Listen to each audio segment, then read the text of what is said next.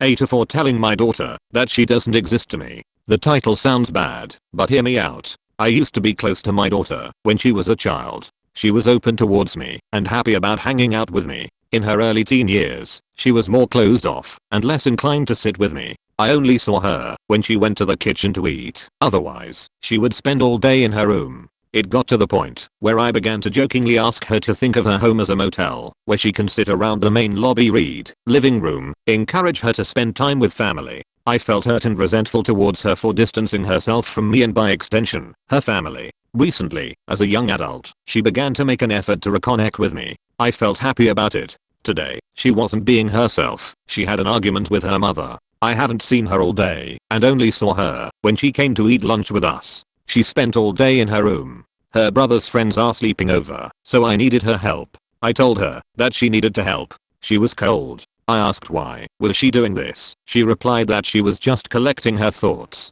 She didn't help at all. It was like I was talking to a wall. She simply sat in her room, listening to a podcast, similar to back when she was 13 to 14. I was really angry with her, but I didn't confront her. I ignored her, like she ignored me. This evening, I was eating when she came downstairs. She said hi to me and grabbed a glass to drink water like nothing happened. I didn't respond. She drank water and she went up to the dishwasher. She asked if the utensils were clean or not. I responded by asking her why was she talking to me. She looked confused. I told her that she doesn't exist to me. That was when her mother came down and asked what was going on. I told her nothing and that she didn't help like I asked her to. My wife told me that she asked my daughter to study and asked my daughter what did she need. My daughter responded saying that she just wanted to know if the dishes in the dishwasher was dirty or clean. Her mother responded and my daughter placed the glass in the washer. My daughter had a habit of doing this. Pick a glass, drink water, and either leave it lying around or placing it in the dishwasher.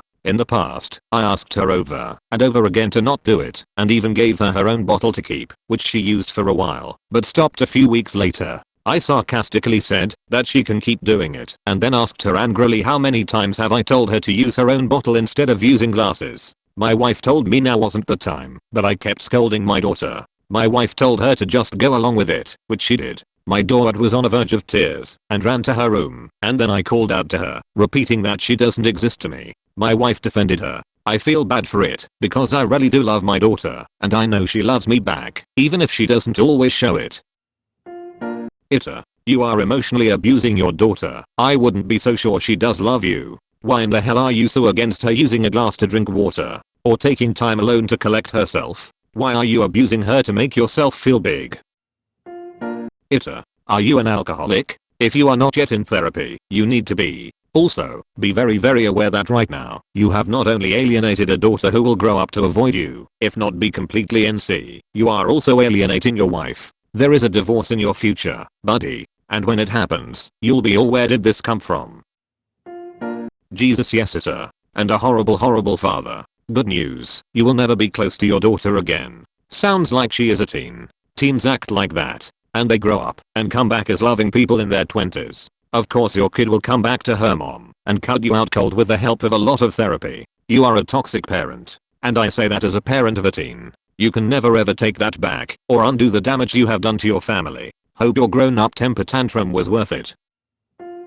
AITA for going home when my wife didn't let me into the delivery room. My 28 male wife, 29 female, gave birth a few days ago. We had what I believe to be a fairly standard pregnancy and I did my best to take care of things and make it easy for her. I took her to the hospital when she was due and her sister and mother met us there. The problem started when she was taken to the delivery room. She asked the nurse that only her mother and sister, 27 female, be allowed in the delivery and then told me that she wanted me to wait until I delivered and calmed down before letting me into the room. I was kind of shocked and didn't want to make a scene, so I just said okay and sat down in the waiting room. We had not really discussed the plan for the hospital and I had no reason to think I wouldn't be there when my son was born. I texted her sister if she knew my wife was going to do this. She said no. I told her to ask if my wife was concerned about something because I don't consider myself someone who would have made a fuss or made things more difficult for her.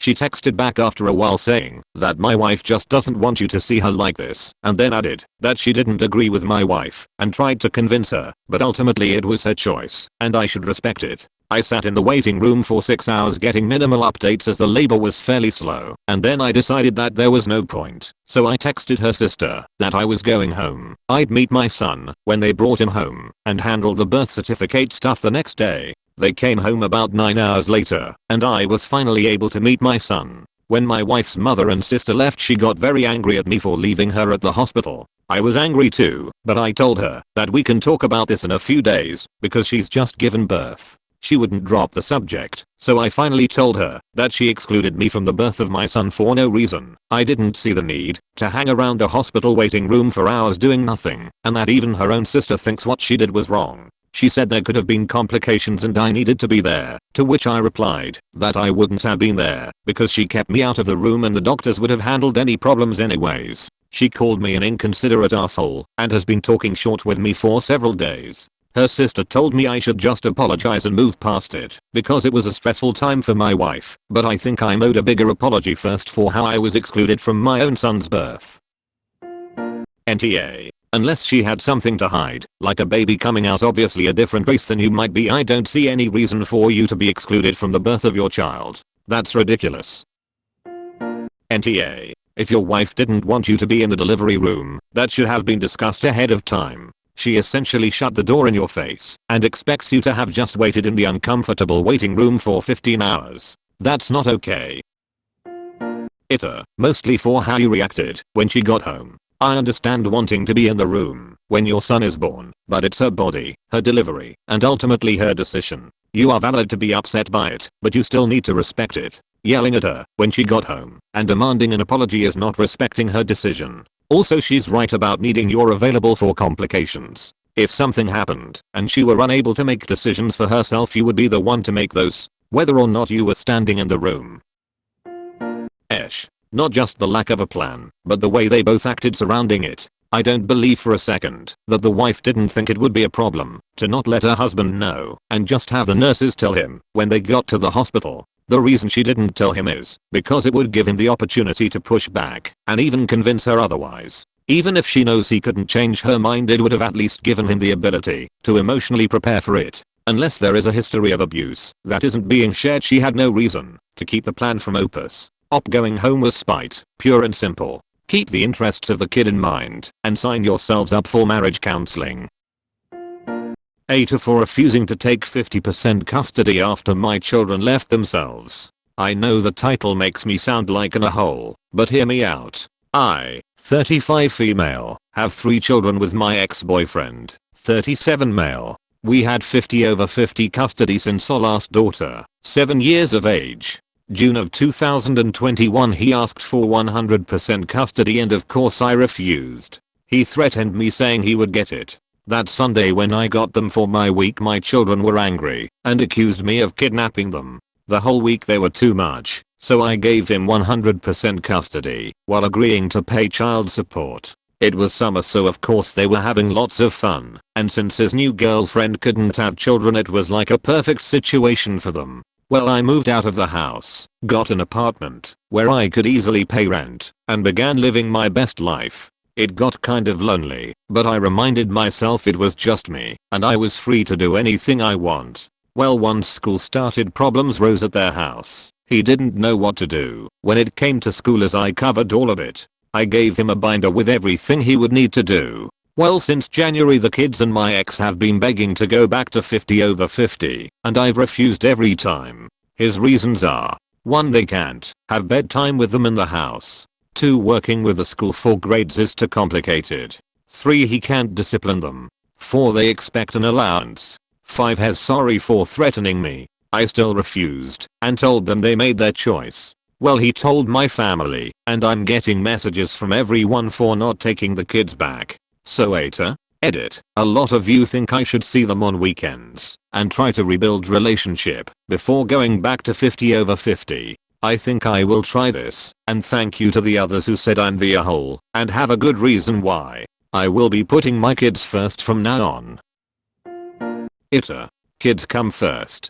These are your kids, and yet you are putting pettiness with your ex before your kids. I'm glad you've had a break from one mother to another at the same age with similar age groups. It's time to go back to motherhood and do what's best for your children. Because clearly the stress on the children isn't great, and they probably will find out soon enough and feel abandoned. They'll have emotional issues later in life that will cost therapy. But yeah, you live your best life at the expense of your child's emotional and mental health, girl.